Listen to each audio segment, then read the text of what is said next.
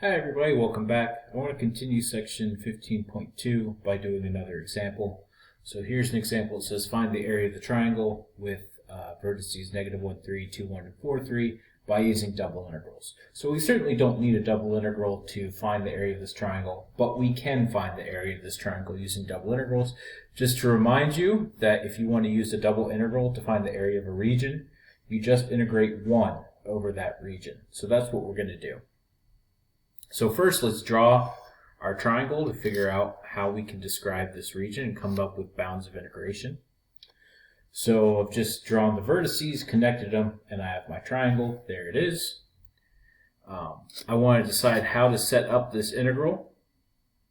And so before I decide how I want to set it up, I'm going to come up with functions to describe the sides of this triangle.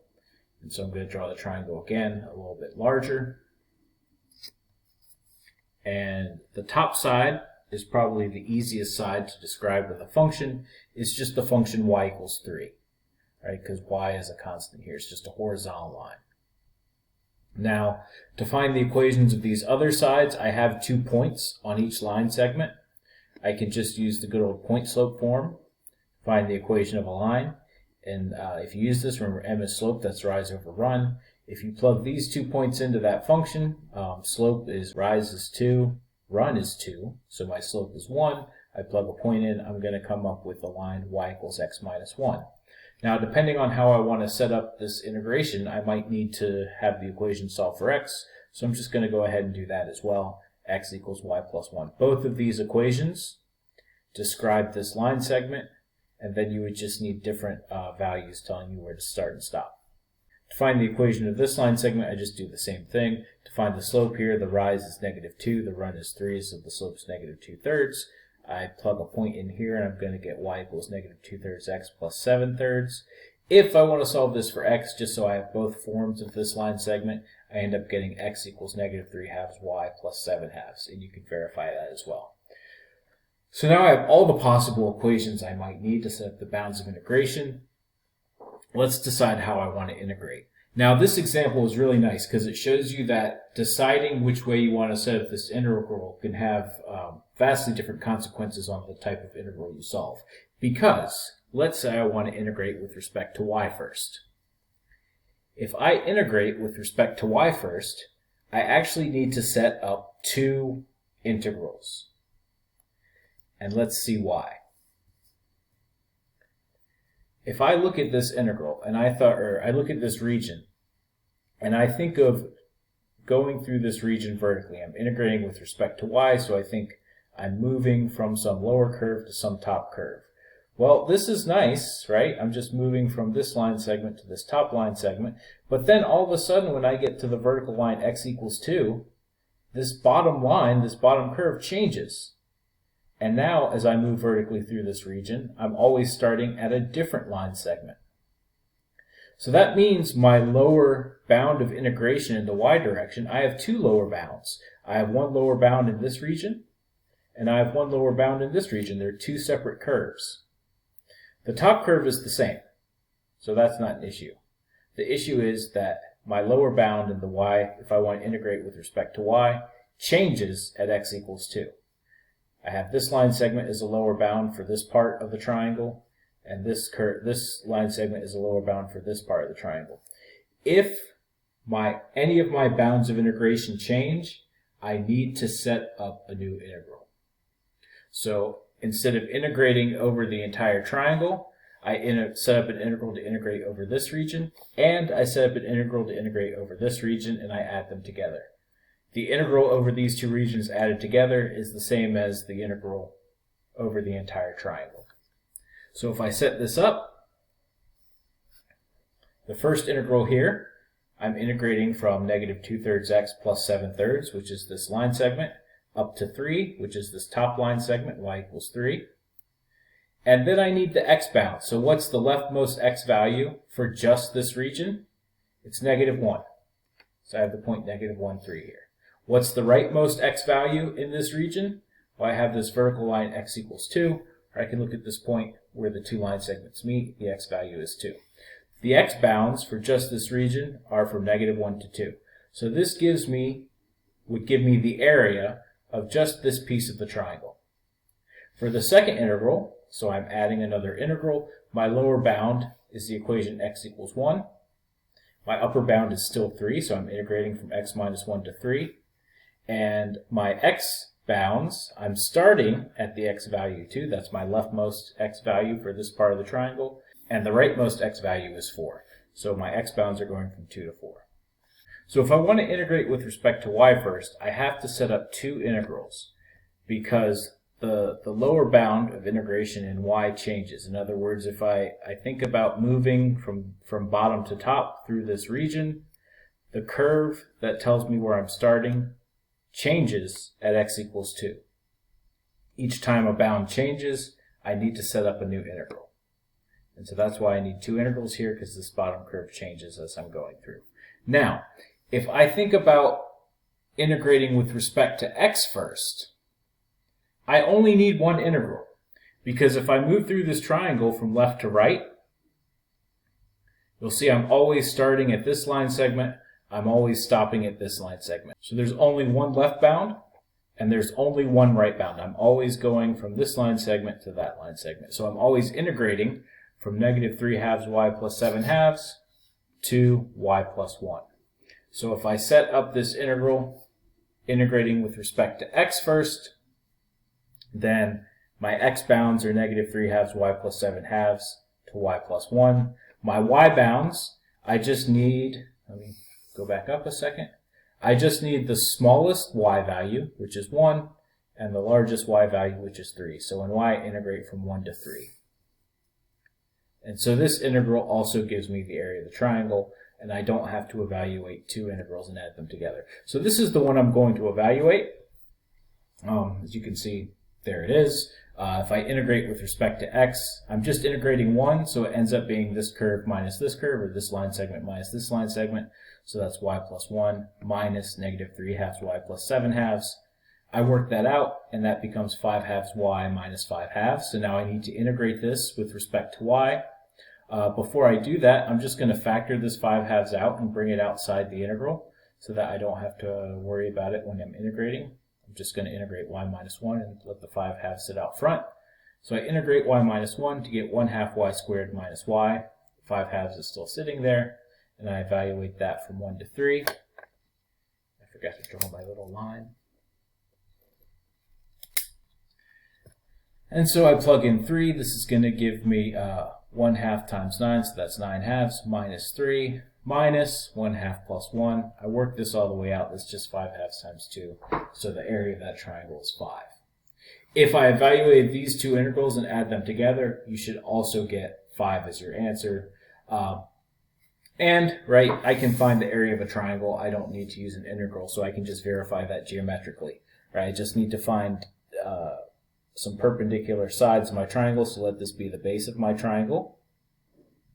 It's length 5, because it goes from negative 1 to 4. So I need a perpendicular line, so I can just take this line, going from this vertex here, and that's length 2, and it's 1 half times this base times this height, so it's 1 half times 5 times 2, which is 5. Exact same answer I got here. But that was just an example of how you can use double integrals to find area. Your region might be more complicated than just a triangle. And also an example of how sometimes you might have to set up multiple integrals to evaluate integral over a region if it's not so simple. Now I want to go over some shortcuts you can use to make these double integrals easier to deal with. And they involve even and odd functions. So just to remind you, even and odd functions, and now if we have a function of two variables, it can be even with respect to either x or y. So a function's even, let's say it's even with respect to x, if I plug in negative x and I get the exact same function value. So the same thing is true, I can have a function even with respect to y. If I plug in negative y, I get the exact same function value. So you can think of polynomials with only even exponents. Those are even functions. An odd function is where I plug in x or y, and I get the opposite function value. So here I just plug in negative x, I get the opposite function value. I plug in negative y, I get the opposite function value. So here you can think of polynomials with only odd powered terms. and no constants. Those would be an odd function. So let's look at some examples. Here's x squared y cubed. So this is even in x. If I plug in negative x here, then I square negative x, I still get x squared. Negative x times negative x is x squared. It's odd in y, because if I plug negative y into y cubed, a negative pops out, and the whole function is negative of what it was before. Here's another example, sine x cosine y. Sine x is an odd function, so this is odd in x. Sine of negative theta is negative sine theta. Cosine is an even function, so this is even in y. Cosine of negative theta is equal to cosine theta, so it doesn't change value. You don't always have to have a function that's even or odd. You can have functions that are neither. So this function is even in y, because the only term with y is this y squared, so if I plug in negative y, the entire function remains the same. But it's not even or odd in x, right? Because if I plug in negative x, I get a negative x cubed here. So these are certainly not the same, so it can't be even. And it's not odd either because it's not the entire opposite of the function. Only this term turned negative. In order for it to be the opposite of the entire function, these two terms would have to be negative as well. So you don't have to have a function that's odd or even. It could be neither. Okay, now what's the simplification?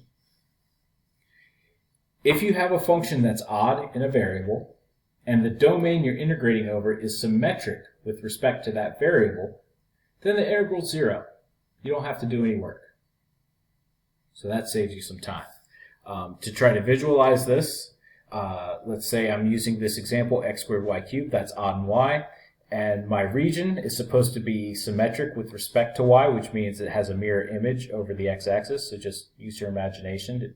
I drew it poorly. But just imagine that over the x-axis, this region is mirror images of itself.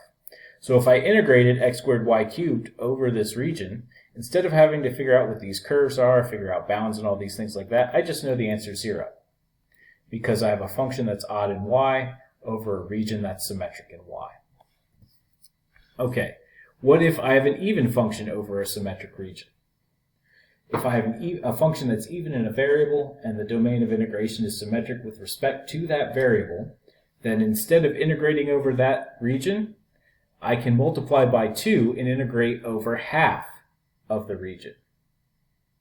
So not as exciting as just saying the answer is 0, but it can still save you some time. If I try to visualize this and say this same function, x squared y cubed, this is even in x, and now I have a domain that's symmetric with respect to x, so it's got a mirror image over the y-axis. So instead of integrating x squared over y cubed over this entire domain, I can just multiply the integral by 2 and multiply the integral by 2 and integrate over this region that I've shaded in red. And so that's this d tilde region. Why is that good? Well, if I set up my x bounds, instead of integrating from this weird curve to this weird curve, I can just multiply by 2 and integrate from 0 to one weird curve instead of having to deal with both of them. So that's the advantage there. Still not quite as much of an advantage as just saying the answer is 0, but that's how it goes. It's still a simplification. And let me just say, you don't have to use either of these. If you're not comfortable using this trick, you don't have to do it. You can integrate and you'll still get the same answer no matter what. Just work it all the way out. All right, let's do an example. Integrate sine x cosine y over a disk centered at the origin of radius 2. So if I draw that, there's my disk centered at the origin radius 2. It's bounded by a circle. This region is symmetric with respect to both x and y, right? If I look over the x-axis, they're mirror images. If I look over the y-axis, they're mirror images. So it's symmetric with respect to x and y. If I come up with curves to describe the bound of this region, the bound is a circle, x squared plus y squared equals 4. So let's just say I want to integrate with respect to y first, so I'm going from this bottom half of the circle to the top half of the circle if I think about moving vertically. So I can describe these curves as the bottom half of the circle is negative square root of 4 minus x squared. The top half of the circle is positive square root of 4 minus x squared. So I'm just going to set up this integral without using any tricks at first. So at first,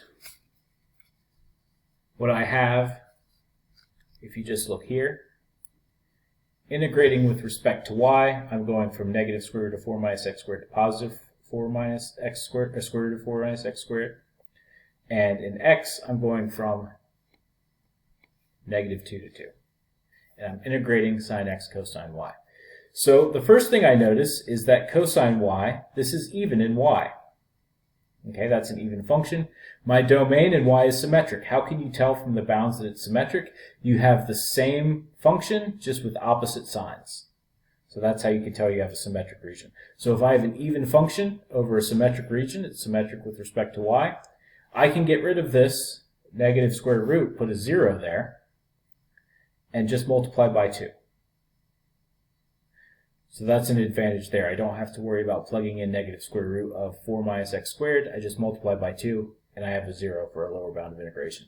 But this example gets even better. Because sine is odd in x, I have a symmetric region in x. It's going from negative 2 to 2, so these are symmetric.